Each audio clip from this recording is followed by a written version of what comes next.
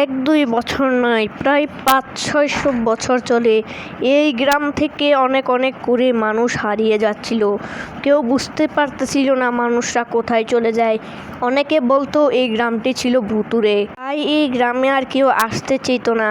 আর যারা আসতো তারা আর এই গ্রাম থেকে ফিরে যেতে পারতো না, কারণ এটি একটি ভুতুড়ে গ্রাম ছিল। অনেক অনেক করে মানুষ ছিল এই গ্রামে, কিন্তু এখন আর তেমন মানুষ নেই। শহরটা পুরোই ফাঁকা। এটিকে আবার সবাই বলে ভুতুড়ে শহর। কত বছর হয়ে গেল আমি আমার পুরনো গ্রামে আসছি। বৃষ্টি প্রচণ্ড, তার উপরে প্রচণ্ড রাত। আমার কেন জানি না ভালো লাগছিল না। যখন ট্রেনটি হুইসেল বাজায় আমাকে তখনই নেমে যেতে হয়, কারণ আমি এসে গিয়েছি আমার শহরে।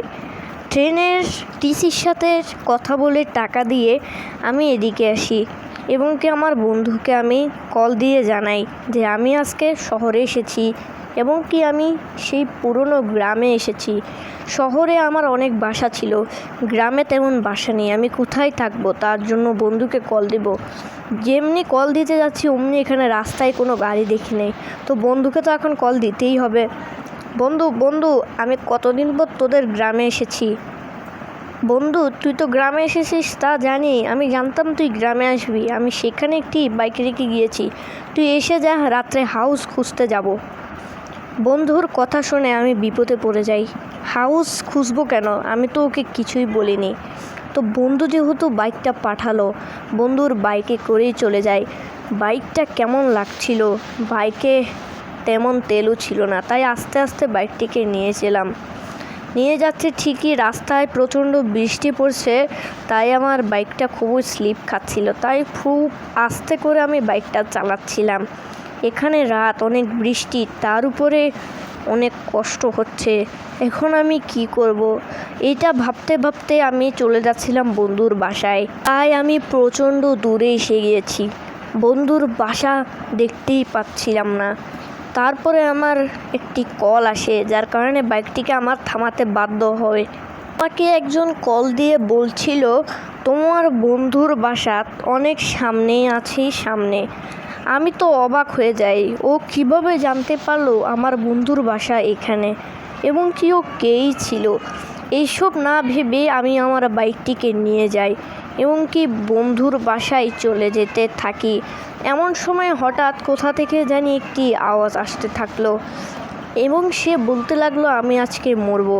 আমি এইসব খেয়াল না করে বন্ধুর বাসায় চলে যাচ্ছিলাম, এবং আমি বন্ধুর বাসায় আসার পরে বাইকটিকে এখানে স্টান্ট করিয়ে বন্ধুর ঘরে প্রবেশ করতে লাগলাম।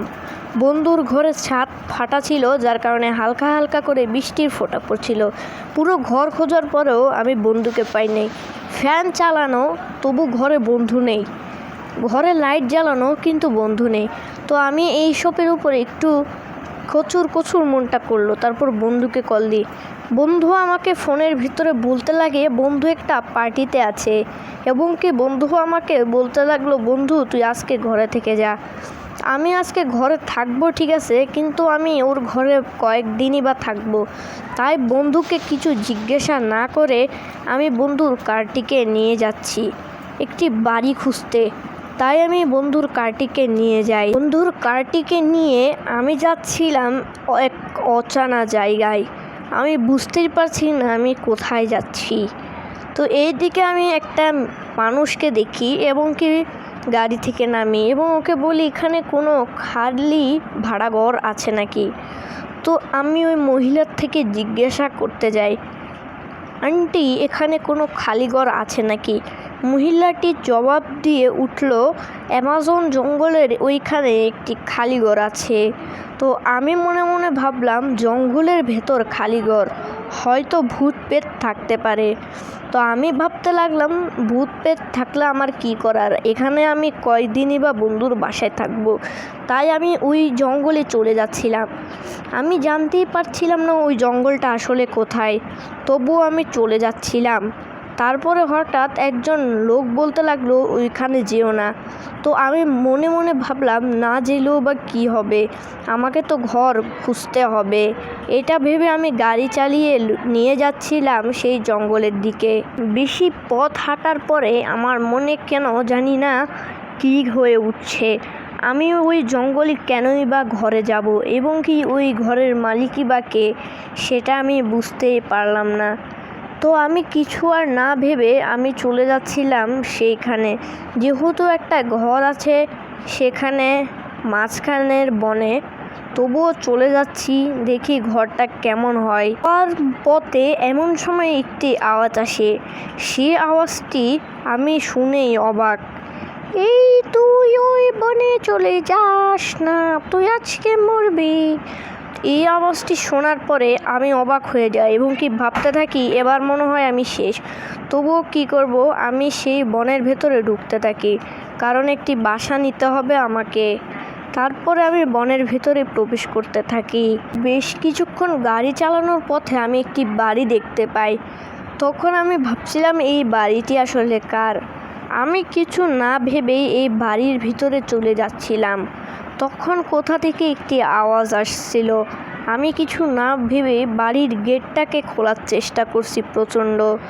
এমন সময় একটি পেতনি চিল্লিয়ে উঠতে থাকে এবং কি আমি আমার নিজের চোখেও সেই পেতনিটাকে দেখি না এবং আমি খুবই ভয় পেয়ে যাই। যখনই আমি বাইরে যাব তখনই আমাকে বৃষ্টির মুখোমুখি হতে হয়। তাই আমি আর বাইরে না যেয়ে সেইখানে বসে থাকছি। এমন সময় কি আওয়াজ আছে আমাকে মারার জন্য। আওয়াজটি শোনার পর আমি ভয় পেয়ে যাই। আমি যখনই পালাতে যাব তখনই আমি উপর থেকে আমাকে কে জানি মারতে আসে। বাঁচাও, এত বড় জঙ্গলে আমি মারা যাব। আর আপনাদের যদি এরকম ভুতুড়ে ভিডিও ভালো লাগে তাহলে আমাদের চ্যানেলটিকে সাবস্ক্রাইব করে দেবেন এবং পাশে থাকা বেল আইকনটি অন করবেন। তারপরে লাইক বাটনে ক্লিক করবেন। তারপরে নিচে কমেন্ট অপশানে একটি কমেন্ট করে দিয়ে যাবেন।